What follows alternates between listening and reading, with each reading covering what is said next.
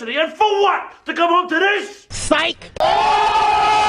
Finally, we're out of the Apex and we're into a pay-per-view. UFC 311 deserves some predictions because it's a banger of a card, so let's get to them straight away. Starting with our main event, Islam Makhachev versus Arman Tsarukyan 2. I'm going to be going with Islam Makhachev to beat Arman once again because I don't see it going any different compared to their first fight, in which Islam avoided all of Arman's punches and kicks, all while stuffing 11 of 12 takedowns. Now, I know what you're going to be saying if you're an Arman fan. Oh, well, he's improved so much since he fought Islam the first time, he's definitely gonna take him down now. But my question to you is, has he really improved? Because sure, he's gotten much stronger and his gas tank is in better condition, but for the most part, he still uses those same far out, long range double leg entries, which look pretty similar to the ones Makhachev sprawled for the majority of that fight. And now on top of all this, consider that Makhachev will be looking for his own trips and takedowns whilst pressuring forward with his newly refined high volume boxing. And yes, Islam sometimes does get hit on the feet, but if you think Arman's spastic boxing is anywhere near the level of Volkanovski or Poirier's, then you're just out of your mind. Plus, you also gotta consider who Islam's gonna have in his corner. And no, I'm not talking about Khabib. I'm talking about this guy,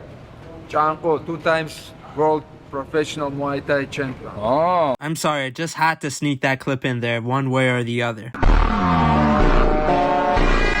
Now for a co-main event between Merab and Umar, I think Umar handedly wins the decision by outpointing Merab in each and every round. Everyone knows about Merab and Umar's S-tier wrestling, but it's about what they do with it that matters. Umar on one hand likes to chase people's backs and get into their guards and use a bit more jiu-jitsu in his game, whilst Merab seeks control but doesn't mind if you get up because he's ready to shoot in another takedown. Now what happens in the scenario where Umar and Merab start landing takedowns on each other? I see Umar immediately looking to scramble back to his feet because that's where he feels he has the bigger advantage. And I base these potential scrambles off of the Corey Sandhagen fight where Umar was able to follow through on Corey's rolls, thus giving the incentive that he can do the same when it comes to scrambling out of takedowns, whilst not having to fear any submission threats as Merab doesn't really chase them. Now I see Merab also looking to scramble out of Umar's takedowns, but the difference is when he gives up his back or leaves his guard open, I think Umar will much more likely pounce on the back or look to control guard better than opponents have in the past against Merab. This will be a key factor in determining who wins close grappling rounds, as chasing submissions weighs much more than seeking control. And on the feet, if Umar can be half as good as O'Malley by using his jab and his lead high kick to keep Merab at bay on the front or back foot, then he should be fine in terms of being able to outpoint Merab in that area of the fight. Now for a feature fight between Yuri Prochazka versus Jamal Hill, I'm going to be picking Yuri Prochazka to win with a 3rd round knockout. When Yuri gets hurt on the feet, it usually stems from his opponent being able to counter him when he's pressuring them forward. Jamal Hill, in contrast to this, only finds success when he's pressuring his opponents forward, and he hasn't shown a consistent ability to counter opponents on the back foot. Now both Hill and Yuri aren't the best on the back foot, especially Yuri since his guard is so low. But I just see Yuri's offense being too much for Hill to handle, and I just don't see Hill being able to counter Yuri coming forward with a straight punch boxing. But again, this is a 50-50 fight, and I see it going the other way for Jamal Hill if he gets off to a good start by pressuring Yuri from the gun. Now on to Beneil Dariush versus Money Moicano. I just think the logical pick here is Money Moicano to get a decision win. On the feet, I see it being an even matchup with Moicano using his 1-2s at range and Beneil Dariush looking for his overhand whilst using his body kick. It must also be said that both guys do not have the best striking defense, but if you have to pick one to do more damage than the other, you have to pick Moicano's skill set, which is much more consistent compared to Beneil Dariush only seeking that overhand right. Now in terms of the grappling, I see Moicano being the one to engage, as in his recent fights, that's what he's been doing from the get-go, looking for that body lock in the first minute of the fight pretty much. But getting on the ground means you have to deal with Beneil Dariush's scrambles. In his fight against Gamrot, we saw Beneil not give up any control to Gamrot, whilst against Oliveira, yes, he did get hurt by that high kick, but when he went for his scrambles, Oliveira was able to find the right shots. In my eyes, Moicano is going to fall in between Gamrot and Oliveira. Yes, he is going to get Beneil down in my eyes, and he is going to control him, but he is going to also allow for Beneil to get up after he lands lands a few shots on him. This style of fight puts Moicano in the driver's seat and Beneil in the defensive, and this will only create an everlasting cycle of Moicano looking for the takedown and Beneil constantly looking to defend, and that's how I feel he will get the decision. Now moving on to our main card opener between Kevin Holland and Reiner de Ridder, I'm going to be going with Reiner de Ridder to get a decision win in this fight. There's no secret that Kevin Holland has a weakness against grapplers, and I don't see it being any different against de Ridder as he constantly looks to wrestle and uses a good jiu-jitsu game. And even on the feet, I feel de Ridder's high volume awkward striking will flourish against this version of Kevin Holland, who tends to shell up when being hit by a volume of shots. Now that's the main card. On to the prelims, and first we got Johnny Walker versus Bogdan Guskov.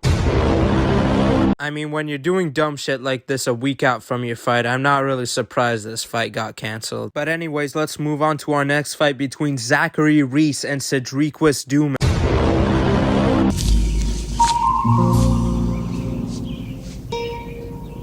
What the fuck is this piece of shit? It's a shame those fights fell through. The pay-per-view definitely took a hit. But anyway, we got the predictions for these new fights. I got Bogdan Guskov doing the same thing that Ozdemir did to him, but instead of a submission, I got a knockout. And I see Zachary Reese getting the job done as well, as he has the better grappling and stand-up compared to his opponent. Now for Peyton Talbot versus Raoni Barcelos, it's a no-brainer to go with Talbot. Barcelos gets hit with volume way too often, and I just see Talbot picking him apart for the first round and eventually building up towards a big knockout blow, as he usually does in his fights. Now moving on to Jailton Almeida versus Sergey Spivak, I got Jailton Almeida to get the job done via decision. Both guys won't have much to offer on the feet, but that won't really matter, as Jailton Almeida will most likely shoot in on a takedown in the first 20 seconds. Now yes, Sergey Spivak does have a good jiu-jitsu base, and I think that's what'll help him survive Jailton's attacks, but his takedown defense is flawed and he does get taken down pretty easily once guys get on a double leg. Next up for Diego Ferreira versus Grant Dawson, I got Diego Ferreira winning a close competitive decision. Diego Ferreira resembles Beneil Dariush in the fact that yes, he does have good scrambles from the bottom, but he does have flawed takedown defense. And Grant Dawson has shown a willingness to use his grappling from the get-go ever since getting knocked out by Bobby Green. But the thing is that Grant Dawson in his transitions leaves too many openings for a guy like Diego Ferreira to use to scramble up to his feet. And when the fight is on the feet, Diego Ferreira has the better chance to land cleaner combinations with his more technical kicks and boxing.